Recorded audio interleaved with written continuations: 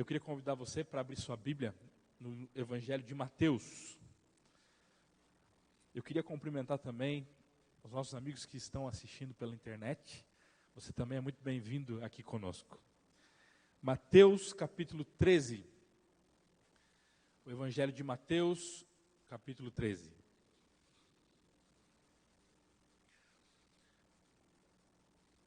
Nós vamos conversar nessa noite sobre uma história muito conhecida. E você já deve ter ouvido ela. Mas eu não quero me deter à história em si, ou à parábola que Jesus apresenta. Eu quero ver todo o contexto dela. Por isso eu queria convidar você para ler junto comigo a partir do verso 1. E ao lermos, eu vou comentar em alguns momentos. A partir do verso 1, então, do capítulo 13 do Evangelho de Mateus. Diz o seguinte: naquele mesmo dia, saindo Jesus de casa, ele assentou-se à beira-mar. E grandes multidões se reuniram perto dele, de modo que entrou num barco e se assentou. E toda a multidão estava em pé na praia. E de muitas coisas lhe falou por parábolas, e dizia: eis que um semeador saiu a semear. E ao semear, uma parte caiu à beira do caminho, e vindo as aves a comeram. Outra parte caiu em solo rochoso, onde a terra era pouca, e logo nasceu, visto não ser profunda a terra. Saindo, porém, o sol a queimou, e porque não tinha raiz, secou-se. Outra caiu entre os espinhos, e os espinhos cresceram e a sufocaram. Outra, enfim, em boa terra, e deu fruto, a 100, a 60 e a 30 por um. Quem tem ouvidos para ouvir, ouça. Vamos dar uma pausa na leitura. A Bíblia está dizendo para nós que Jesus, ele chega à beira-mar. Imagine que cena, consegue imaginar essa cena? Jesus na beira do mar. Talvez muitos gostariam de estar agora na beira do mar, né? Agora no período de férias, muitos vão para a praia, né? E eu gosto de estar à beira do mar, é uma sensação gostosa, aquela brisa. Agora já pensou você estar ali, à beira-mar, de repente vem Jesus, uma multidão. Olha que cena bonita, e Jesus senta-se então ali à beira do mar, e uma multidão chega próxima a ele. E a Bíblia faz questão de dizer que a multidão fica em pé e ele sentado. O que significa isso? Primeira coisa que a gente nota aqui é de que na cultura hebraica, quando alguém sentava para falar algo, é porque era um assunto muito importante.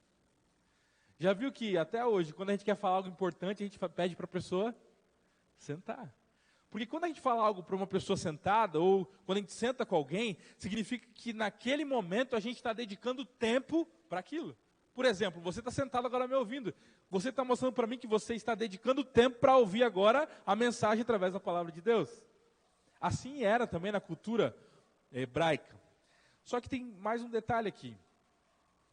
Quando Jesus se assenta, a multidão fica de pé. Ao contrário aqui, né? Ele se senta, a multidão fica de pé. Não porque eles não queriam ouvir, mas é porque eles perceberam que se Jesus sentou era algo muito importante. Se era uma multidão, né? Não tinha nem onde ele sentar. Onde está sentados ali. Então o que acontece? Jesus, ele se senta para ensinar. Porque um rabi, um mestre, quando se sentava, era porque ele ia trazer um ensino. E ele começa esse ensino através de parábolas. E a parábola que ele conta, ou seja, uma ilustração para tirar uma lição para aquele povo, é de um homem que saiu a semear. No livro do Exato das Nações, existe um comentário que diz o seguinte, que enquanto Jesus, ele sentava à beira-mar, e ele começou a contar essa história do semeador, exatamente atrás do mar, a terra, existiam pessoas semeando. Ao mesmo tempo, naquela época não tinha um telão para ilustrar, mas eles estavam vendo as pessoas semeando. E Jesus diz então, saiu um homem, ele estava indo para semear, e ele no caminho tinha sementes, elas caíram e foram caindo em várias partes, tipos de solos. Nós já vamos voltar para esse detalhe. Mas eu quero que você analise agora comigo por que Jesus ele estava contando essa parábola. Olha o que a Bíblia diz nos próximos versos, a partir do verso 10. Você já vai entender aonde a gente vai chegar com essa história toda. Olha o verso 10, diz assim, ó. Então se aproximaram os discípulos e lhe perguntaram, por que lhes fala por parábolas? Verso 11, ao que respondeu, Porque a vós outros é dado a conhecer os mistérios do reino dos céus, mas aqueles que não lhe é isso concedido. Pois ao que tem se lhe dará, e terá em abundância, mas o que não tem, até o que tem será tirado. Por isso lhe falo por parábolas, porque vendo não veem, e ouvindo não ouvem, nem entende. De sorte que nele se cumpre a profecia de Isaías: ouvireis com os ouvidos, de nenhum modo entendereis, e vereis com os olhos, de nenhum modo percebereis, porque o coração deste povo está endurecido, de mau grado, ouviram com os ouvidos, fecharam os olhos, para não suceder que vejam com os olhos, ouçam com os ouvidos, entendam com o coração, e se convertam e sejam por mim curados. E o verso 6 ele diz assim: bem-aventurados, porém, os vossos olhos, porque veem, e os vossos ouvidos, porque ouvem. Pois em verdade vos digo, que muitos profetas desejaram ver o que vocês estão vendo, e não viram, e ouvir o que vocês estão ouvindo, e não ouviram. E aí, por que Jesus contava por parábola, irmãos? Vamos voltar aqui para a nossa conversa. Você entendeu alguma coisa? Sabe que, quando eu me deparei com esse texto, vi essa história, e me fiz essas perguntas: o que Jesus está querendo dizer? E quando eu li essa parte, eu falei: eu não entendi nada. Ele está falando, para quem está ouvindo, não ouça, para quem está vendo, não veja. Você vê que nem os discípulos conseguiam compreender. Mas quando a gente começa a pegar por detalhes, sabe qual a explicação que a gente tem? É que Jesus, ele usava ilustrações e parábolas, sabe para quê? Para que as pessoas não entendessem. Aí você olha para mim e fala: pastor, como assim? Jesus dava uma mensagem para que as pessoas não entendessem? Olha que interessante. Jesus, nesse texto, ele está olhando para os seus discípulos falando assim: vocês são bem-aventurados. Sabe por que Jesus contava por parábolas? O texto começa dizendo que tinha uma multidão querendo ouvir ele. Ele termina de falar e acontece o quê? Quem vem conversar com ele? Os mais próximos. E aonde está a multidão? A multidão foi embora. Por que Jesus contava por parábolas?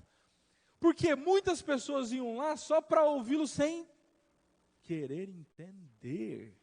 E ele diz: eu falo para que eles possam escutar, mas não estou entendendo nada. Porque eu quero que eles procurem. Eu quero que eles investiguem. Queridos, hoje a gente vive numa era em que tudo é muito artificial, muitas vezes vazio, e a gente se contenta muitas vezes com ficar na média. E quando alguém chama a gente de medíocre, a gente acha que é um palavrão até, né? Mas significa isso, média. E hoje as pessoas se contentam muitas vezes de ficar na média. Em ter um casamento na média, em ter um trabalho na média, em ter uma promoção que seja na média, em ter uma saúde na média, né? Contanto que eu não fique devendo, quanto que eu não fique doente, com quanto que eu não separe, e vai ficando na média. E a gente muitas vezes leva isso para a vida espiritual, conhecimento. E muitas vezes nós ficamos felizes em estar na média. Como assim, pastor? Já aconteceu com você muitas vezes de ouvir uma mensagem e não entender nada? Comigo já. E às vezes acontece até na igreja. Talvez eu estou falando para você agora, você fala: onde ele quer chegar? Eu não estou entendendo ainda, né? A gente não consegue entender muitas vezes. E acontecia isso com muitas pessoas que seguiam a Jesus. Ouviam o que Jesus falava e não conseguiam entender. Se você continuar lendo aí as histórias, você vai perceber que várias vezes, depois de Jesus contar uma parábola, chegavam ali os discípulos ou outras pessoas e falavam: o que o Senhor quis dizer? Jesus, ele falava de um jeito que levantasse perguntas na mente das pessoas para que elas voltassem para buscar explicação. Ou seja, Jesus queria alcançar não uma multidão, Jesus queria alcançar aqueles que não queriam estar apenas na média.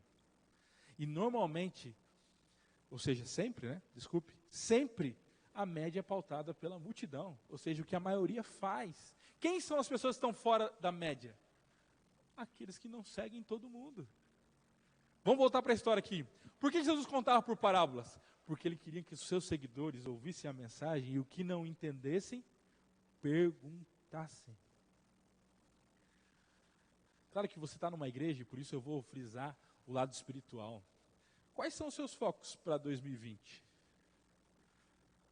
Jesus, ele quer discípulos, pessoas que no seu âmbito espiritual não fiquem na média. O que não entender, eu quero compreender. Jesus, por que você conta por parábola? Para que eles não ouçam, para que eles não entendam. Jesus queria que as pessoas chegassem mais perto, mais próximo, mais além, profundo. A gente continua vendo essa história e percebe que Jesus também, ele fala aqui, que aqueles que estavam buscando ele, ou seja, naquele momento eram bem-aventurados porque eles estavam vendo, e muitos queriam ver aquilo e não tiveram aquela oportunidade. Quando a gente vai olhar o significado da parábola do semeador, é exatamente isso que Jesus está falando. Mas antes de a gente pegar o significado, eu quero te dizer algumas coisas com relação a isso também. Estudando esse texto, a gente percebe que Jesus ele dá uma ênfase muito grande sobre entendimento. Você entende Deus? Você entende quem é Jesus? Você entende do porquê orar? Entende do porquê vir adorar? São perguntas muitas vezes que nós nem sabemos as respostas e falamos e nos contentamos em não saber. E Jesus quer que você procure, investigue.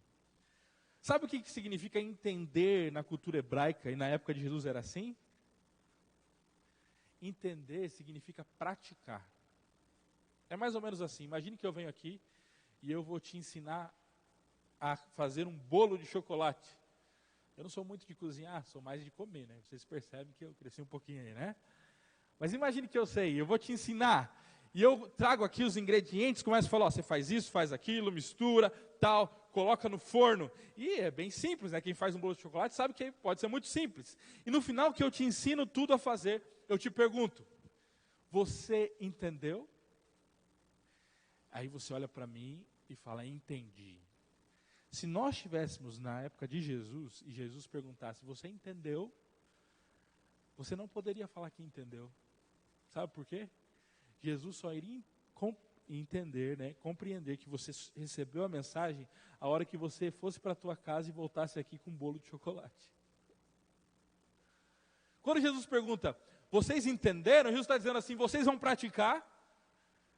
Olha que interessante, na Bíblia, toda essa cultura hebraica está nos seus autores, e quando se fala entendimento, quer dizer isso.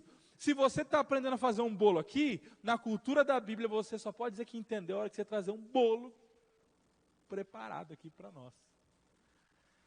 Por isso que a Bíblia diz em 1 João 4,8 o seguinte, aquele que não ama, o quê? Não conhece a Deus, porque Deus é o quê? Ou seja, qual é a prova de que eu conheço a Deus?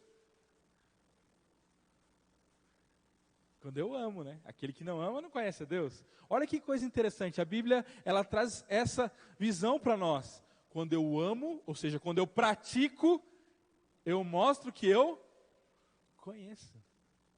Irmãos, quando eu peguei esse texto para estudar e comecei a compreender isso, eu comecei a olhar para a minha vida e ver um monte de coisa que eu falo que eu entendi, mas na verdade eu não faço.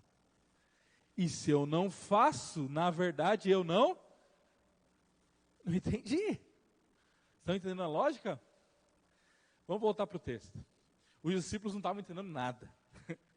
E talvez você também ainda não está compreendendo. Então Jesus, ele contou essa parábola justamente para que os discípulos entendessem. E ele vai explicar a parábola para a gente. Olha aí o verso 18, na tua Bíblia. Olha o que diz aí a mensagem. Verso 18 diz assim, ó, Jesus diz, atentai-vos, pois, à parábola do semeador. Ele vai explicar para nós. Ele diz o seguinte, a todos os que ouvem a palavra do reino e não a compreendem, vem o maligno e arrebata o que lhes foi semeado no coração. Este é o que foi semeado à beira do caminho. Vamos lembrar da história, lembra? Saiu um semeador, estava cheio de semente lá, e no meio do caminho caíram essas sementes. E aí aconteceu o quê? Você lembra? Vieram as aves, e as aves fizeram o quê? Comeram a semente. O que significa isso? Jesus explicou para nós. O que ele está dizendo? O que significa a semente? Volta ali para o verso 19. Ele está dizendo ali, ó, no final ali, né? Ele diz ali, ó, todos os que ouvem a palavra do reino e não compreendem, vem o maligno e arrebata o que lhe foi semeado no coração. Ou seja, dá para a gente compreender de que a semente é o evangelho. E você sabe o que é o evangelho? Interessante, né? Que quando você vai estudar sobre Jesus, ele fala que vai voltar, ele fala que o sinal principal é quando o evangelho for pregado a todas as pessoas. E talvez se eu perguntar para você o que é evangelho, talvez muitas pessoas vão ter várias opiniões aqui. E se a gente não sabe o que é evangelho, como que a gente vai pregar para as outras pessoas? Concorda comigo ou não? Se a gente não tem um consenso, como que vai chegar para todo mundo? O que significa a palavra evangelho? Boas notícias, boas novas. Quais são as boas novas, as boas notícias que a Bíblia apresenta? Existem várias, né? Mas se você olhar para a Bíblia, os livros que são chamados de evangelhos são qual? Você lembra? Mateus, Marcos, Lucas e João. O Evangelho segundo Mateus, o Evangelho... O que esses livros contam? Isso, a vida de Jesus. O que esses livros querem mostrar? Querem mostrar que Jesus veio e Jesus trouxe salvação. O nome de Jesus significa salvação. Ele trouxe salvação para as pessoas que não tinham. Por isso que o livro de João diz assim: Deus amou tanto o mundo que deu o seu Filho, para que todo aquele que nele crê não pereça, mas tenha vida eterna. Qual é a boa notícia? Que Jesus veio nesse mundo e ele morreu para todo mundo que acredita nele tenha vida. Ou seja, vamos voltar para a história ali. Jesus disse que um semeador, ele foi semear e a semente caiu no meio do caminho. E vieram as aves e pegaram essas sementes, comeram essas sementes. Jesus diz ali que a semente é o evangelho, é o conhecimento de Jesus Cristo. E ele diz que o local onde caiu a semente são pessoas. E ele diz, são todas as pessoas que ouvem a palavra do reino, não compreendem, e aí vem o pássaro e come a semente. O que é esse pássaro, segundo Jesus, no verso 19? É um maligno. Jesus está falando sobre pessoas que recebem o evangelho, a palavra. Então somos nós. Ele está dizendo que no meio desse caminho, para você conhecer o evangelho, muitas vezes não dura nada, sabe por quê? Porque as aves vêm e comem a semente. O maligno vem e ele faz com que você não compreenda e não queira buscar compreensão. Porque a Bíblia faz questão de dizer que Jesus fala que todas as pessoas elas recebem a palavra do reino, não compreendem, e aí o maligno vem e arrebata, tira o que foi semeado no coração. Jesus continua. Existe um outro tipo de solo, né? Depois que caiu no caminho, a semente caiu aonde? Você lembra? Um solo rochoso, pedras. Vamos ver o que Jesus diz para nós. Ele diz assim, ó: o que foi semeado em solo rochoso, este é o que ouve a palavra. Qual que é a palavra? Evangelho. Ele recebe o evangelho e recebe logo, com alegria. Mas acontece o quê? Verso 21. Ele não tem raiz em si mesmo, sendo antes de pouca duração, e lhe chegando a angústia ou a perseguição por causa da palavra, logo ele se escandaliza. Olha que coisa interessante, irmãos. No segundo solo, quando Jesus comenta ali no verso 5, quando ele diz que caiu no solo rochoso, ele diz que essas sementes caem, e como elas não têm, elas começam até a crescer, mas como ela não tem raiz, o sol aparece e acontece o quê? Ela seca. O que Jesus está querendo dizer para nós? Ele está dizendo que, além de existir pessoas que recebem a semente e o maligno tira delas, é muito rápido, existem pessoas que recebem o evangelho e elas ficam como? Alegres. Recebeu o evangelho, ela recebe com alegria, e ela começa a fazer o quê? Crescer. Mas como ela não está na terra, ela está sobre o solo, sobre as pedras, solo rochoso, acontece o que com ela? A primeira dificuldade, ou seja, o sol quente, faz com que ela morra. O que significa isso, segundo Jesus? Essa aqui é muito forte, hein? Jesus está dizendo para nós que essa pessoa que recebeu a palavra, recebeu com alegria, ela começou a crescer. Quando ela recebe a primeira provação, a Bíblia usa a palavra ali, né? Ela fica escandalizada, ela se escandaliza por causa da palavra. Como assim? Jesus diz aqui, ó, porque ela é perseguida, chega a angústia, e se ela não tem raiz, para que serve a raiz de uma planta? Oi? Várias coisas, né? Sustenta, o que mais que a raiz faz? Oi? Fixa, alimenta. Olha, é importante ter raiz ou não é? Já aconteceu com você de querer seguir a Jesus, você querer estar conhecendo mais a palavra e parece que os problemas aumentam? E a gente tem vontade de desistir, porque a gente passa por todas essas fases. Jesus diz que aqueles que desistem pela primeira provação que atravessam, são pessoas que não tinham raiz, ou seja, não eram sustentadas e não tinham energia suficiente para aguentar a primeira provação. E Jesus ainda faz questão de dizer que uma provação pode ser uma perseguição por causa da palavra. Irmãos, quando a gente fala de evangelho, igual eu falei agora há pouco, a gente está falando que evangelho é Jesus. E para o evangelho ser Jesus, para eu ter o evangelho na minha vida, significa que eu tenho que ficar parecido com Jesus. E é fácil ser parecido com Jesus? Jesus, ele é totalmente na contramão do mundo. Você não concorda comigo? Jesus, na época dele, já foi um escândalo, né? Que ele dizia o seguinte: vocês podem amar as pessoas que te amam, mas eu estou falando para vocês amarem os seus inimigos. É fácil isso? Amar inimigo é fácil?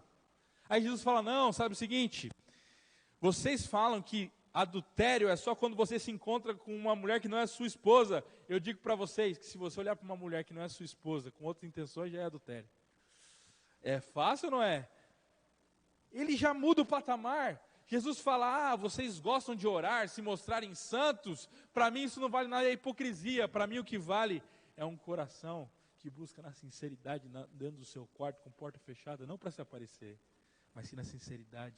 Jesus vai na contramão de um mundo em que diz que a aparência é importante. Ele diz, não, eu não quero saber de aparência, eu quero saber de coração.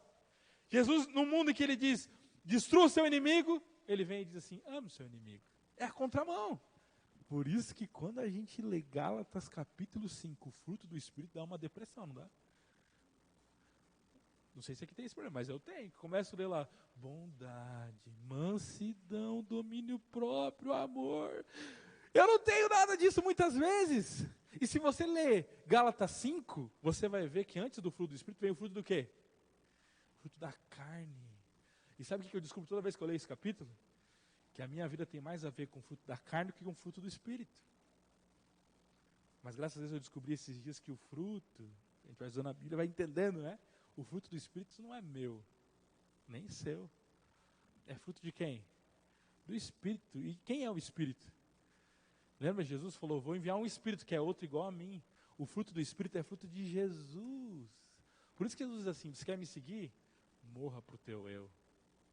E é por isso que Paulo diz assim, já não sou eu quem vivo, mas Cristo vive em mim. Porque para seguir a Jesus, só tem um jeito de ficar parecido com Ele, é quando o eu morre. E é fácil deixar o eu morrer? Eu não sei se você tem essa dificuldade, mas eu tenho. Nas provações. E sabe o que acontece? Já aconteceu quando você quer mudar alguma coisa na tua vida? E aparecem pessoas que fazem questão de cutucar bem onde você queria mudar? Sabe quando você fala assim, eu vou ficar uma semana sem comer doce?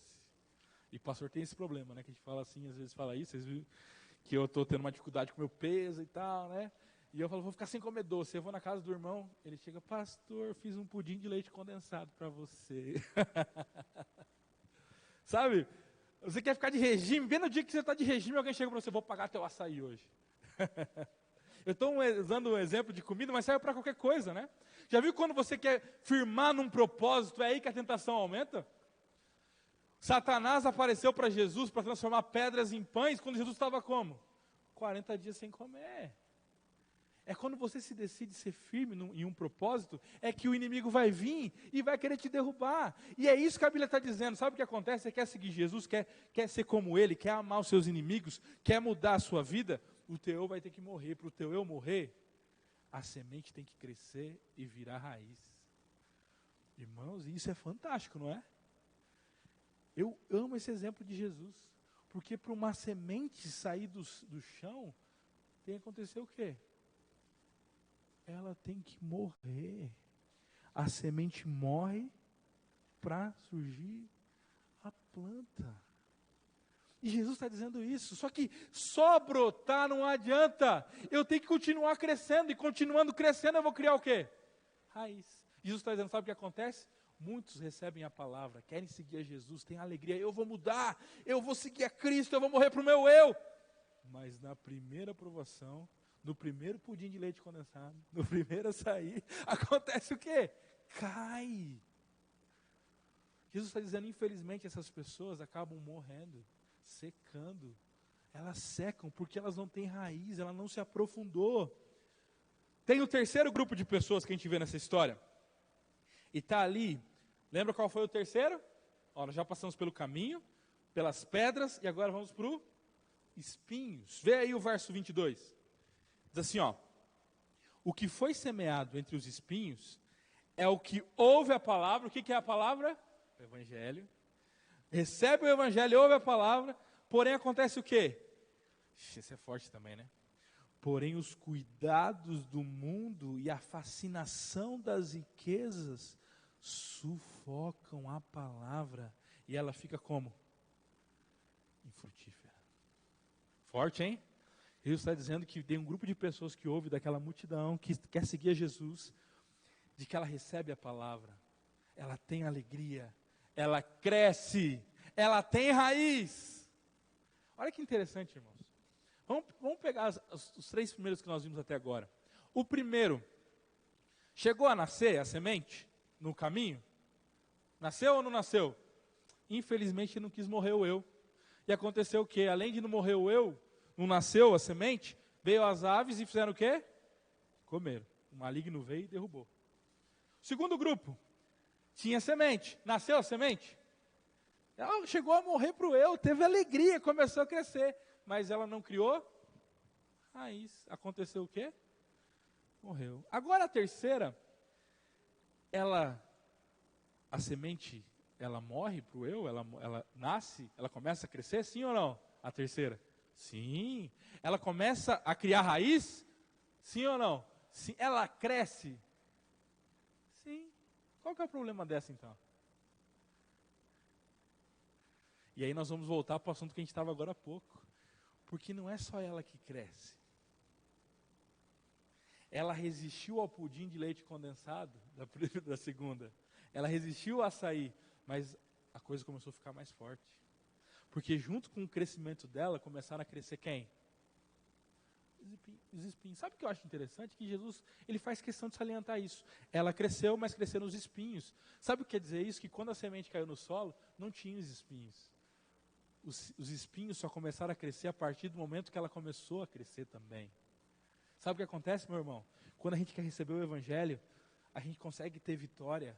Quando a gente consegue passar pelas primeiras provações, os espinhos vão vir atrás. E começam a crescer. E a Bíblia diz que chegou um momento em que a planta começou a prestar atenção nos espinhos. E aconteceu o que com a planta? Me ajuda, irmãos, o que diz a Bíblia aí? Ficou sufocada. O que acontece? Como? Me diz como que um espinho pode sufocar uma planta? Olha a lógica de Jesus. É quando a planta para de crescer. E os espinhos continuam. Se você quer seguir a palavra de Deus, irmão, não pense que é fácil. Sabe o que acontece? Não é só a sua fé que cresce, não. Muitas coisas ao teu redor vão fazer com que você se sinta pequeno. E Jesus, ele faz questão de salientar que tipo de coisas são essas. Você percebeu ali? O que sufoca uma planta no reino de Deus? Olha o que ele diz ali no verso 22, né? Ele diz assim, porém, os cuidados do mundo e o quê? Fascinação das riquezas sufocam a palavra. Sabe o que Jesus está dizendo? Lembra que eu disse para você que Jesus anda na contramão do mundo, né? O evangelho é na contramão do mundo. Vai chegar um momento na tua vida e na minha vida que nós temos que escolher, ou ficamos com Cristo, ou vamos com o mundo. E não são coisas pequenas, não. A sua fé cresce e a fascinação do mundo cresce. E Jesus está usando a questão aqui da riqueza também, né? Um perigo. Então chegamos no último solo, que é o verso 23, né? Jesus diz assim: o que foi semeado em boa terra é o que ouve a palavra, compreende. Lembra o que é entender, que eu falei no início do sermão? Entender o quê? Praticar. Ele compreende, ele pratica. E ele faz mais o quê? Frutifica e produz a 100, 60 e a 30 por 1. O último grupo de pessoas é aquela que recebe a palavra. A semente morre para o eu? Morre. A semente cresce? Cresce. Tem raiz? Tem raiz. Mas ela acabou por aí? Ela cresce e ela começa a dar o quê? Frutos. Fantástico, né? Jesus está dizendo que aquele que recebe a palavra e ele começa a distribuir essa palavra, porque como que uma planta começa a distribuir, ou seja, a levar outras plantas a seguir o seu caminho? É quando a semente dela é distribuída de novo. Porque todo fruto tem semente. Ou seja, Jesus está dizendo assim, aquela pessoa que recebe a palavra e nela o evangelho espalha, essa é terra boa. Irmãos, quando eu li essa história, eu confesso para vocês que muitas vezes eu fiquei meio mal. Porque normalmente a gente lê essa história, a gente se pergunta assim, qual o tipo de solo eu sou? Qual tipo de solo a gente quer ser? Normalmente a gente quer ser qual? O último, a boa terra, porque a boa terra cresce, a boa terra tem raiz e a boa terra dá fruto. E não é pouco fruto não, você percebeu, né? Ela vai multiplicando, multiplicando. E eu muitas vezes olhava para a minha vida e falava assim, poxa, eu estou crescendo, eu estou com fé. Ixi, mas eu escorreguei ali, aquilo foi muito rápido, aquilo passou, eu deixei de fazer aquilo, eu estou muito longe de Jesus. E assim como os frutos do Espírito, às vezes acaba desanimando mais a gente, né? E eu achava que realmente a pergunta de Jesus era essa. Porque você percebe que esse sermão de Jesus, ele não tem um fim, né? Simplesmente termina ali. E ele começa a contar uma outra parábola, do joio. E nós entendemos que a pergunta de Jesus no final desse sermão, na beira do mar, é assim. E eu poderia fazer um apelo aqui para você nessa noite. Qual o tipo de solo você vai ser? E eu falei, quem quer ser a boa terra? E todo mundo levanta a mão. Mas eu cheguei à conclusão, estudando esse texto, que essa não foi a pergunta de Jesus. E vou te mostrar o porquê. Qual é a maior diferença de todos os solos para a última? Dos 3 para a quarta? São os frutos, né? Mas a principal diferença que a gente pode destacar é o quê? É o tipo do quê? De solo. Porque a primeira tinha o quê? Lembra lá da primeira? Era um caminho. E caminho tinha o quê? Além da semente não cair na terra e não crescer, apareceram aves e comeram. Qual é o problema da segunda? Pedras, não tinha terra, ela até cresceu um pouquinho, mas... Qual é o problema da terceira? Eram os espinhos. Aí você pensa, então, o que tem de bom da última é que ela tinha uma boa terra. E aí a gente fala que a terra é o nosso coração, né? E aí a gente termina dizendo assim, eu quero que o meu coração seja uma boa terra. Mas como eu disse para você, essa não é o propósito de Jesus. Eu vou te repetir a pergunta. Qual é a principal diferença da última para todas as outras? Quem aqui já plantou alguma coisa na terra? Várias pessoas, então você vai entender. Se você não plantou na terra, serve aquele que a gente faz na escola, lá que a gente coloca na água, né? Quando a gente planta na terra, vamos usar a terra mesmo, esse da água não vai servir. Vamos usar a terra. Quando a gente planta na terra, terra boa, tem aves que rodam em cima? Sim ou não? Irmãos, vocês não estão... Eu sei que vocês são da capital, eu sou do interior agora, né? A gente planta muito, mas me ajudem aí, vou até descer para falar com você. Continua pegando ali, né, a câmera. Terra boa, tem aves que rondam ou não tem? Sim. Então o problema da primeira pode ser o problema da última?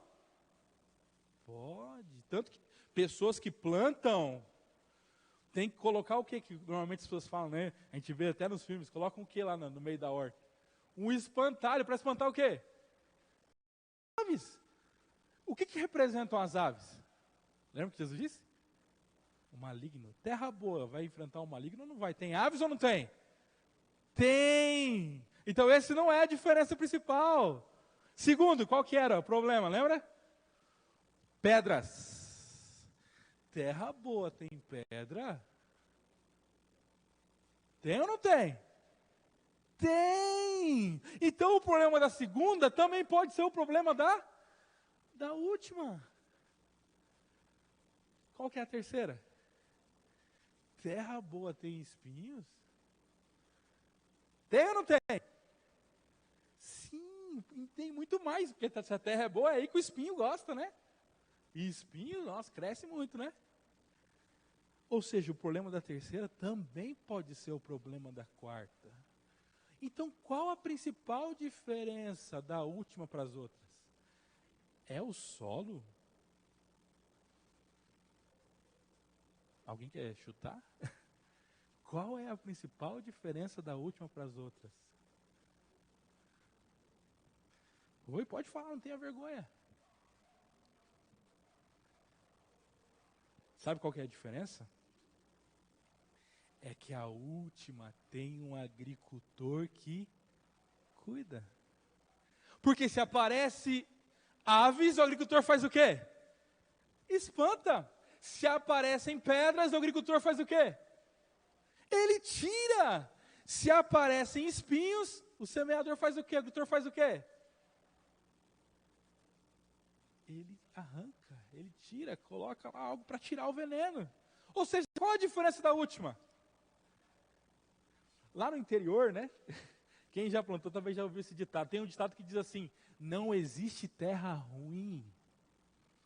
Não existe terra ruim, porque um bom trabalhador transforma qualquer terra ruim em terra boa. Ou seja, se alguém quiser, pode pegar esse chão aqui e chegar na terra, cuidar para que nasça, para que possa nascer e dar frutos. Ou seja, a pergunta de Jesus para nós essa noite não é qual é o tipo do nosso coração. Porque Ele não quer saber se na tua vida hoje as aves estão te rondando e estão te fazendo ficar com medo. Ele não quer saber se você hoje está no meio das pedras e você está sem raiz, está sem força, está fraco e o sol está chegando forte para te secar. Jesus não quer saber se hoje, se você está no meio dos espinhos, está sufocado por causa das riquezas desse mundo. Sabe o que Jesus quer saber de você hoje?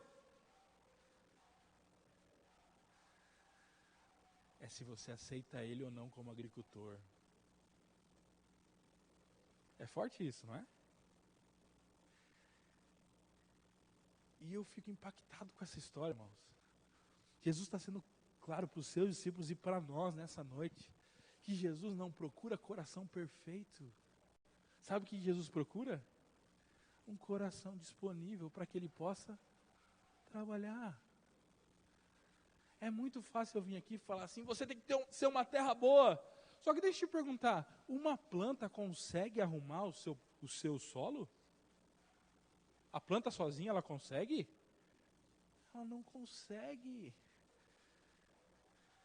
Meu querido irmão, sabe o que Jesus quer de você em 2020? Ele quer que você esteja disponível para que Ele possa habitar na tua vida. Isso é muito forte. Porque eu percebo que de mim, sabe o que Jesus espera? Não são coisas, não são recursos. Jesus só espera que eu esteja disponível para que Ele possa trabalhar em mim. Eu sempre fiz muitas metas para quando começa um ano, né? E sempre tem as minhas metas espirituais. Eu falo assim, não, quero melhorar nisso, quero melhorar aqui. Sabe que eu chego à conclusão? Que o meu eu nunca chega a lugar nenhum. Porque por mais que eu alcance os objetivos, isso não me deixa parecido com Cristo. Porque quando o meu eu alcança, significa que o Jesus não está trabalhando. Eu vou concluir dizendo para você o que aconteceu no meu ministério há um pouco tempo atrás. Um casal me procurou e disse assim: pastor, a gente quer muito se batizar, quer se entregar para Jesus. Eu falei: que bênção! O que falta então para você se entregar a Jesus? E a esposa assim, olhou para mim, bem sério, e falou assim: pastor, a gente está fumando. Enquanto a gente fuma, a gente não vai se batizar, porque a gente quer se entregar completamente, e o cigarro não está deixando. E eu comecei a ouvir a história dela, ela falou assim: eu já fiz de tudo, nós já fizemos de tudo, já tomamos remédios, e a gente não consegue largar o cigarro. E ela olhou para mim e falou: pastor, o que você acha? E ela estava esperando que eu desse palavras de ânimo para ela, né? E eu olhei para ela e falei: é verdade, você não vai conseguir. Nesse momento a mulher olhou para mim, arregalou o olho, né? E ela bem faladeira assim, ela olhou para mim: como assim, pastor? E eu fui repetir, falei: você não vai conseguir largar o cigarro.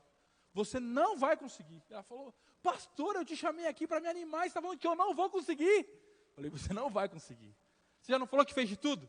Eu já fiz de tudo, pastor. Você já não falou que já usou todas as suas forças e não largou? Então você não vai conseguir. E quando eu vi que ela estava muito nervosa mesmo, eu falei: sabe o que é? No reino de Deus não funciona assim. Não é o eu que consegue. Jesus diz assim: quer me seguir? Negue-se a si mesmo. Morra para que eu viva. Sabe o que você tem que dizer? Jesus vai fazer eu parar de fumar. Jesus vai me dar força para vencer esse meu problema. E comecei a falar isso para ela. E ela começou a me olhar meio estranha assim, né? Falou: pastor, mas sou eu. Eu falei: não, o teu eu não consegue. E comecei a explicar isso para ela. Sabe o que nós vamos fazer a partir de agora? Todos os dias nós vamos orar, nós combinamos um horário. Nós vamos combinar de orar junto para pedir força de Jesus para que você consiga. E graças a Deus, algum tempo passou e eu tive a oportunidade de batizar esse casal. Só que eu lembro que no dia do batismo eu olhei para eles e falei assim: você acha que terminou aqui? Você aprendeu a lição. Jesus luta por você. É por isso que Paulo diz o seguinte: tudo posso naquele que... E o texto ele diz assim, que Deus opera tanto o querer como efetuar. O que você quer mudar na tua vida? O eu não muda nada, porque a planta não consegue cuidar de si mesma. A planta não consegue tirar as aves do céu que querem comer as sementes. A planta não consegue tirar as pedras. A planta não consegue tirar os espinhos. Ela precisa do semeador. Querido, quais são suas metas para esse ano? Eu quero dizer uma coisa. A tua meta e a minha meta principal tem que ser Jesus Cristo. Porque não existe nada melhor do que Jesus. Porque Jesus olha para mim e ele vê semente sem raiz, que nem germinou. Ele vê o maligno rondando. Ele vê que eu desisto fácil. Ele vê que eu não tenho força para aguentar os espinhos. E ele olha para mim e fala: eu te amo, filho. Eu só quero que você esteja disponível para que eu faça a obra em você.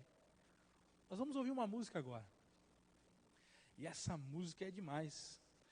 Porque ela fala, é o resumo do estudo dessa noite. Ela fala exatamente o que a gente acabou de estudar. Talvez você está nessa noite aqui pensando assim: eu não entendo nada da igreja, eu não consigo entender a Bíblia direito, eu não consigo compreender. Deixa Jesus trabalhar na tua vida. O que falta para Jesus fazer a obra que precisa ser feita na sua vida? Entrega na mão dele. Toma a tua cruz e segue a ele. Tem muita gente que fala assim: não, eu tenho que tomar a minha cruz e seguir a Jesus. A minha cruz é minha sogra, ô mulher difícil. A minha cruz é minha esposa, como ela faz eu sofrer. A minha cruz é meu marido, como ele faz eu sofrer. A minha cruz é meu trabalho. Não, Jesus diz assim: toma a sua cruz e o quê? Negue-se a si mesmo. Sabe qual é a cruz que vai te impedir de chegar perto de Jesus? É você mesmo. Quem vai cantar exatamente sobre essa música, sobre o que nós acabamos de falar. Não existe nada melhor do que Jesus. Tudo que você viveu até hoje não se compara a Jesus Cristo. Que ao você ouvir essa música, pensa aí na tua vida, o que precisa para se entregar a Jesus totalmente? O que precisa para começar essa caminhada de 2020 dizendo assim: Senhor, eu já fiz de tudo e eu não consigo. O eu não consegue mesmo. A partir de agora, me fortaleça. Habita na minha vida. Tira as pedras que preciso tirar. Tira os espinhos. Faz a tua obra em mim. Faz essa oração para Jesus enquanto você ouve essa canção.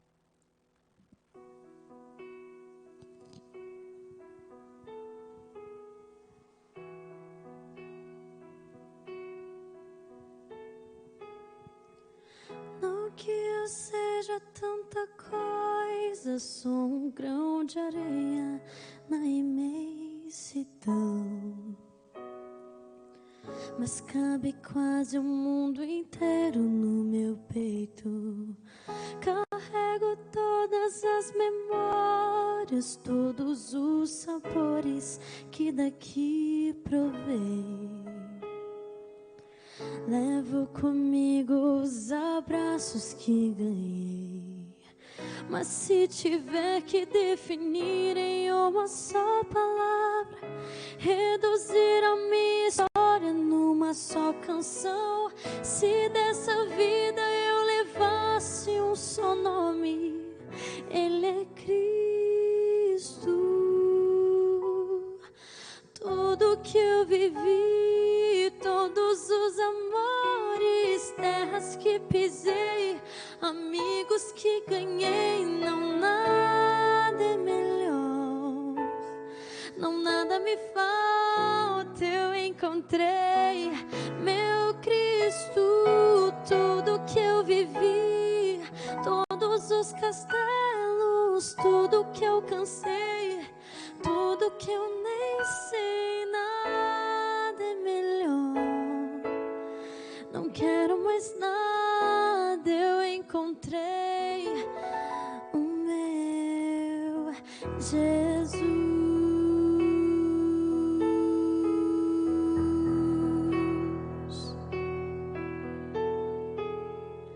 Ele é a paz da minha estrada, doce companhia do meu coração.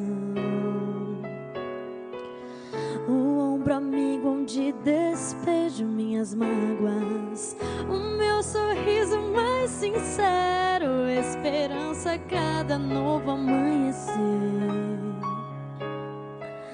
O amor seguro que ninguém pode roubar, que minha boca esteja cheia da sua palavra, seja o tema incansável da minha canção, que minha vida só a ponte é Cristo. Tudo que eu vivi, todos os amores, terras que pisei, amigos que ganhei, não nada é melhor, não nada me falta, eu encontrei meu Cristo. Tudo que eu vivi, todos os castelos, tudo que alcancei, tudo que eu nem sei, nada é melhor. Não quero mais nada, eu encontrei o meu Jesus. Oh,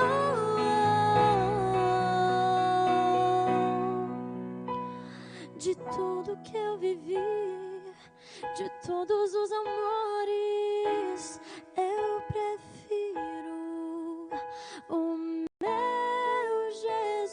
Jesus e servi-lo até o fim. Tudo que eu cansei, tudo que eu nem sei, nada é melhor. Não quero mais nada, eu encontrei o meu Jesus.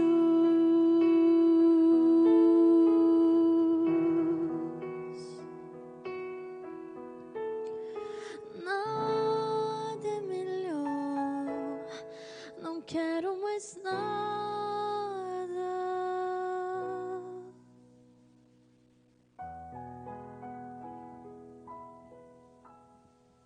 A gente complica tanto, né? A gente acha que para chegar perto de Jesus tem que ter uma igreja, um culto, e tem que se encontrar, tem que tirar as pedras, tem que vir perfeito. E Jesus, não, vem disponível que o resto eu faço. É simples. Quantos nessa noite gostariam de colocar de pé, onde você está, e dizer assim, eu quero o meu Jesus? Como essa bela canção que a gente ouviu, eu não quero buscar outra coisa, eu quero estar mais perto de Jesus em 2020. Se esse é o teu desejo, se coloca de pé. Amém. Mas sabe qual que é o mais triste dessa história toda que a gente leu? é que no começo da história, Jesus começa falando para a multidão. Ele termina falando só para os mais próximos. Você entendeu a mensagem de hoje? Lembra que eu expliquei? A gente só entende quando pratica. Por isso não vai embora de Jesus hoje. Saia daqui abraçado com Jesus, cantando essa música, dizendo assim: eu não quero outra coisa na minha casa, eu quero Jesus. Eu não quero outra coisa no meu trabalho, eu quero Jesus. Não importa, eu quero Jesus na minha vida. Amém? Vamos falar isso para Ele. Senhor Jesus, que momento que a gente acabou de viver aqui. Porque a mensagem de hoje ela é muito forte. E a gente se emociona com isso. Porque a gente aprendeu hoje que não importa o estado do nosso coração. Não importa se a gente está no meio do maligno. Não importa se a gente está no meio das coisas desse mundo, das pedras da vida, do sol que castiga. Nós aprendemos nessa noite que não importa se os espinhos estão sufocando. Nós aprendemos que se o Senhor estiver conosco, o Senhor vai arrancar tudo isso que traz dor, que traz sofrimento, para que o nosso coração comece a se transformar em uma terra boa. Senhor, a gente se emociona porque sozinhos a gente não consegue. E talvez tem pessoas aqui que já fizeram de tudo e não conseguiram. Mas obrigado porque a Tua graça nos alcança. E nessa noite a Tua graça nos alcançou, nos dando a certeza que não importa quem a gente é, importa quem o Senhor é. E o Senhor é Jesus Cristo, é salvação, é aquele que cura, é aquele que levanta, é aquele que perdoa, é aquele que restaura. E por isso saímos dessa igreja hoje confiantes de que não importa o que aconteça, o Senhor é o melhor, o Senhor é o primeiro e tem que continuar sendo. E por isso clamamos para que ao sair desse lugar, o Senhor nos abrace e esteja ao nosso lado. Que o ano de 2020 não seja de alvos somente do eu que alcançou, mas sim seja o ano em que vamos ter mais Jesus. É o que a gente implora, em nome de Cristo Jesus oramos. Amém. Deus abençoe você. Não desista de Jesus. Amém?